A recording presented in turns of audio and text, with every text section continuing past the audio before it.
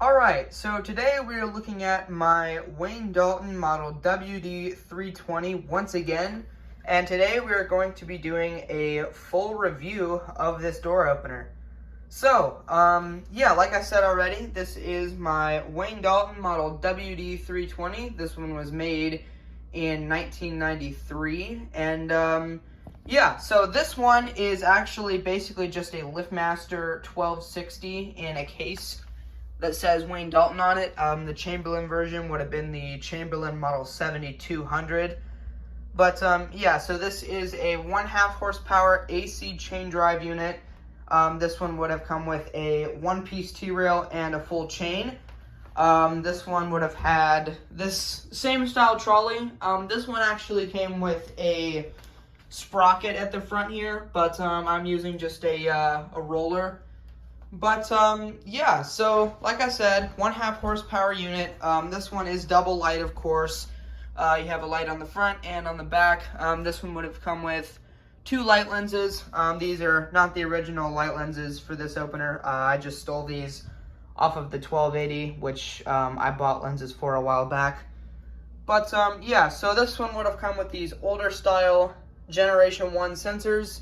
And not really sure the button. I believe it probably would have been the 57, you know, Wayne Dalton wall console, I think. And then the remote would have been an 81, you know, 81LM with, again, the Wayne Dalton logo on it. But yeah, so let's go ahead and run this. We're going to run this with this old Chamberlain push button here. And here we go.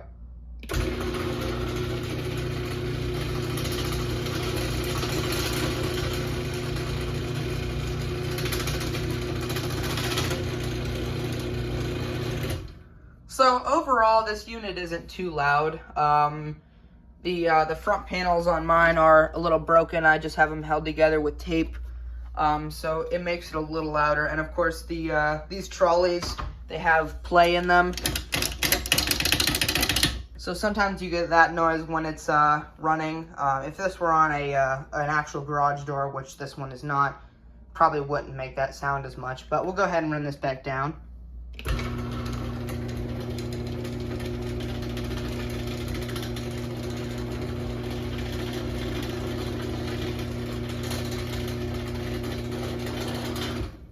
So yeah, that's, you know, the first initial run. I guess you guys can see what these things usually sound like. Sometimes they can be very loud, sometimes they can be very quiet. This one, somewhere in the middle. This one's not really too loud, honestly. So on the back here, I don't know how much you can tell, there is a green learn button in there. So you have to get a remote that is compatible with billion code operators, which is what this one is. And basically to program, you push the button on the back there and then push the button on your remote.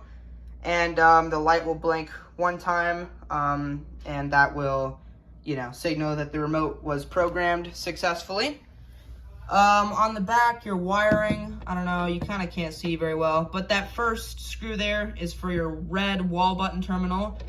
The terminal in the middle is for all 3 of the white wall button, or all 3 of the white wires, both wall button and sensors.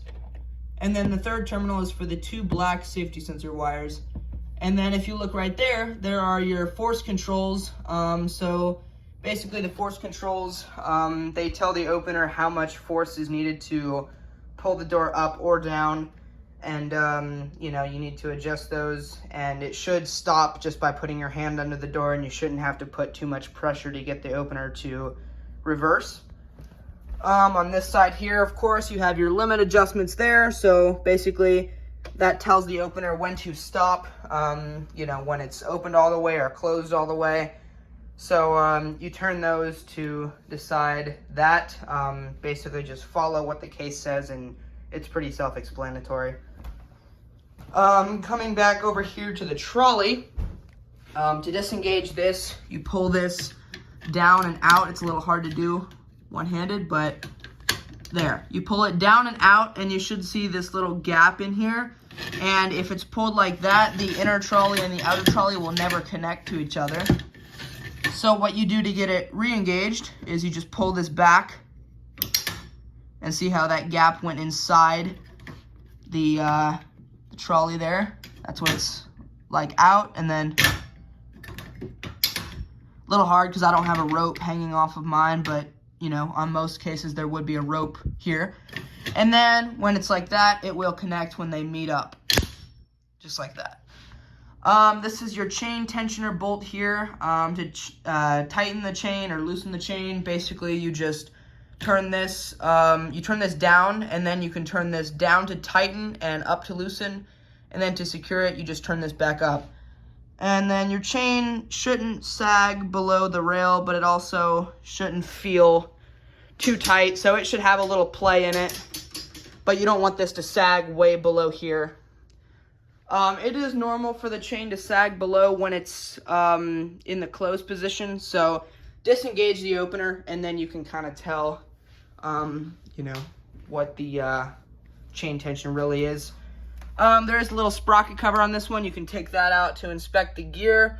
The gear isn't too hard to replace. There's just 3 bolts you have to take off on the underside, and then the gear pulls right out. That was actually the problem with this one. The rail just bolts to the head with those 2 bolts right there. But yeah, let's go ahead and run this again. I've been talking for long enough here.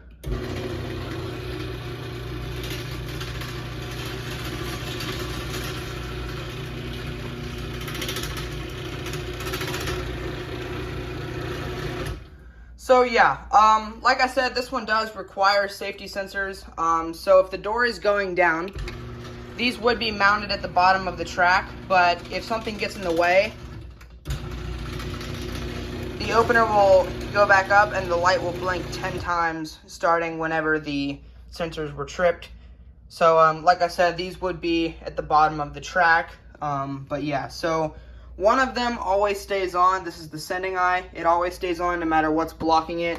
The other one, if something's blocking it, will turn off. See there? So this is the receiving eye. And then when the force is tripped, it will do something exactly like this. Actually, if it's tripped, it'll stop and go back up. Nothing will happen with the lights.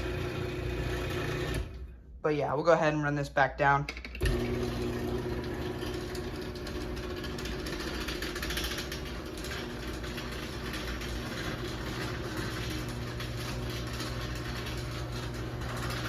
I know it's a little hard to judge the speed of the operator, but because, you know, because this is not connected to a door, but this would be the rail for a standard 7 foot high garage door. So yeah, it's not too hard to tell. The speed is just, you know, the same speed as any other 1/2 horsepower AC Chamberlain.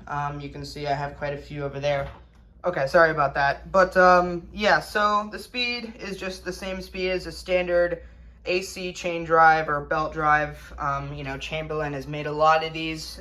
This gear design goes back to the early 80s.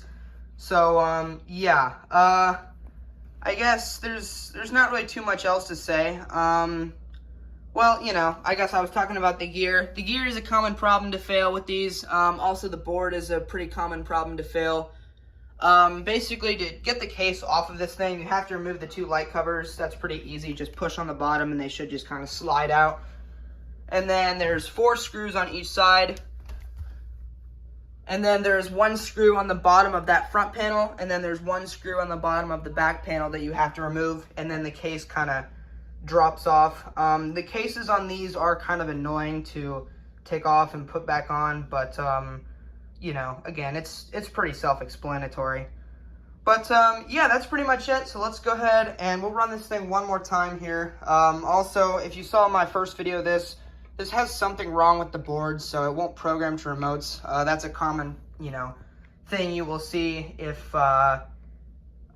you know, the board is going bad. Or it's not even that it won't program to remotes. It's just the LED on the board when you hit the button doesn't do anything. So it's like the board and the button on the board are not connected. But anyway, let's run this again.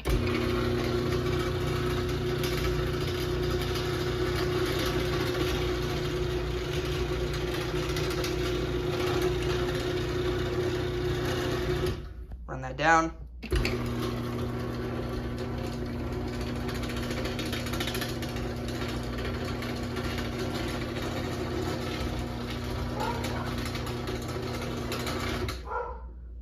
so there is the Wayne Dalton WD320. That is a full review of this operator. Also, a quick little update here on this shelf. I'm starting to get to the point where I'm about to run out of room. So I can stack openers on this top shelf about 3 high until I'm completely out of room. And then, well, eventually I'm going to just move this whole shelf out to my garage. And then out there I have room to put a second shelf. And I can fill that one too. So whenever that happens, this might get moved out to the garage at some point. But, yeah, so there you go. That's the review of this opener, my 1993 Wayne Dalton WD320 1/2 horsepower chain drive opener. So thank you guys so much for watching. Comment, like, and subscribe, and I'll see you in the next one. Peace.